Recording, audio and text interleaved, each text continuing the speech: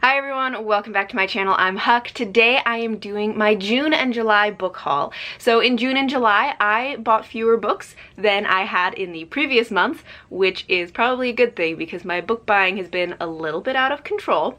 But June and July, I have been restraining myself better, so I decided to combine the 2 months, and I have a little book haul here for you. So the first 4 books that I have here are actually ones that I bought while I was at BookCon at the beginning of June.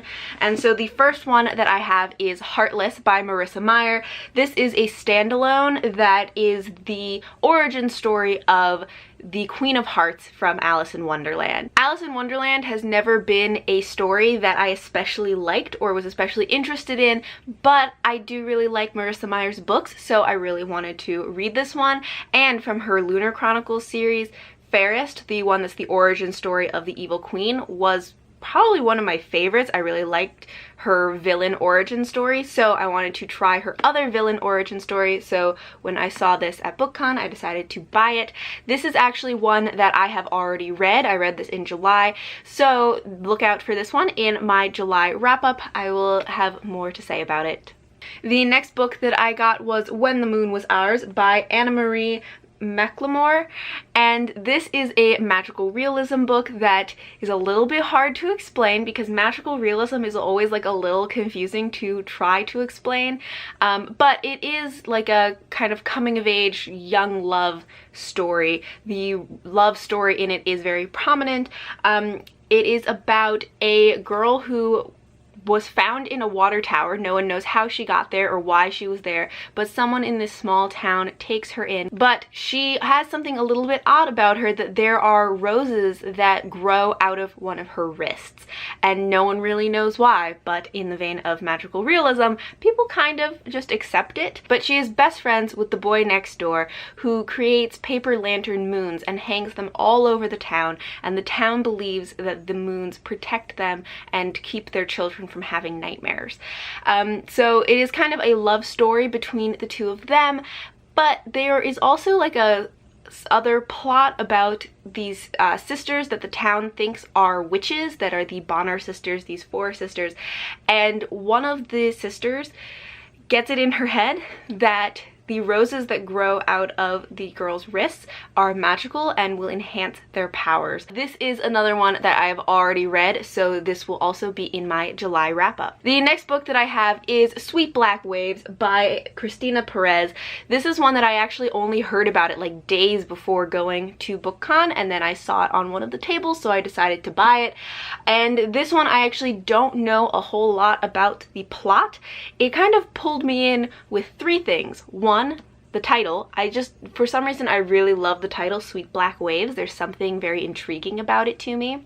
But 2, it has kind of a Celtic backdrop or setting to the story, and I love, you know, Celtic fantasy. So that really drew me in.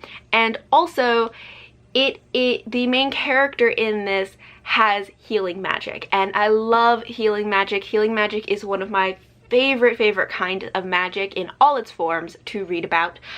So I am really looking forward to this one because it has quite a few things that I like about it. It is a retelling of the story of Tristan and Isolde, which is a story that I don't really know very much about, but I believe that it is a tragic love story.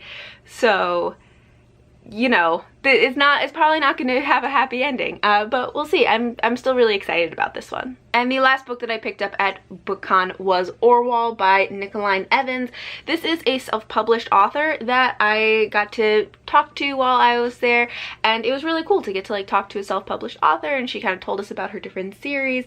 This one, she said, is her more adult, like high fantasy world building kind of series. It follows a man who is made out of stone and is kind of isolated in his life because he tends to break everything that he comes into contact with. But one day he finds a magical glass heart, and he sets off to find out who this heart belongs to while being very careful with it because he tends to break everything.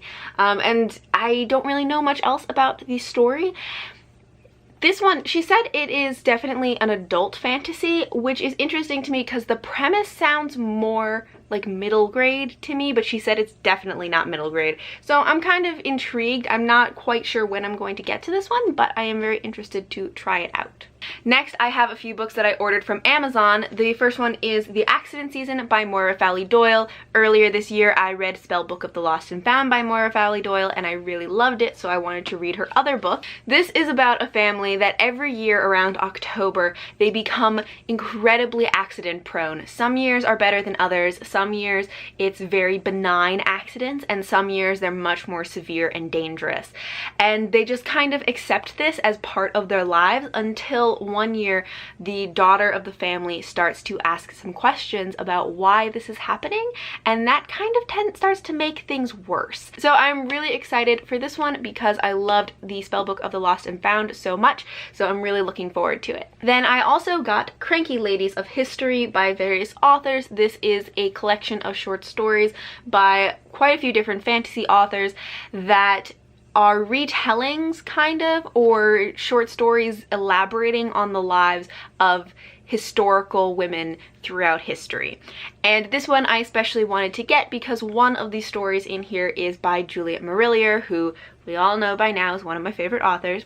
So this one sounded interesting, but really I wanted to get it to read Juliet Marillier's story. And then I finally got a pre-order that I was very excited about, which is Trail of Lightning by Rebecca Roanhorse. This was one of my most anticipated releases of 2018. So this is a Navajo-inspired post-apocalyptic fantasy. In this, there has been an apocalypse that swept the country. I think this takes place in North America, and it was a flood, I think, but somehow it weakened the barrier between our world and the world of the gods and monsters or the spirits. I'm not exactly sure what the other magical world is, but it weakened the barrier between the worlds, and so now gods and monsters from Navajo legend are walking the earth again, and our main character Maggie is a monster hunter, and so we are following her as she is out to hunt these monsters and possibly find out why they are coming into our world. This one I'm so excited about. It just sounds so cool, and I can't wait to read this. This is one of the ones, I said, one of my most anticipated releases of the year, one of the most exciting ones of this haul. And then I went into Barnes & Noble intending to buy one book, and I came out with 3, but I am very excited about all of these. The first one is The Girl in the Tower by Catherine Arden. This is the second book to The Bear and the Nightingale, which I read last year. The Bear and the Nightingale I was a little bit lukewarm about. It was okay, but I wasn't that excited about it.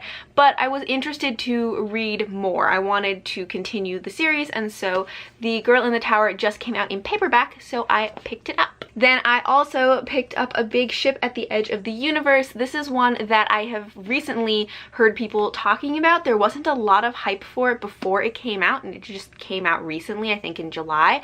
But now that it's out, I've heard quite a few people talking about it, and they're really excited.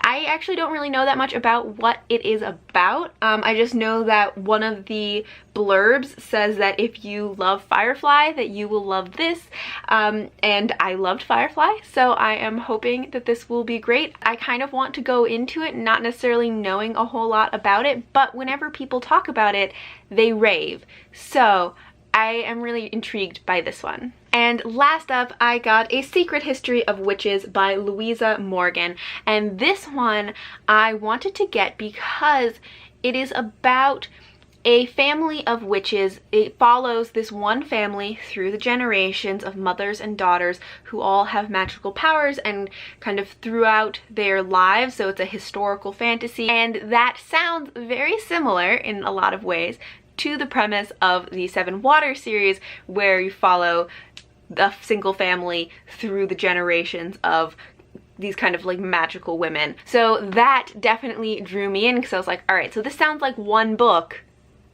that is very similar to one of my favorite series.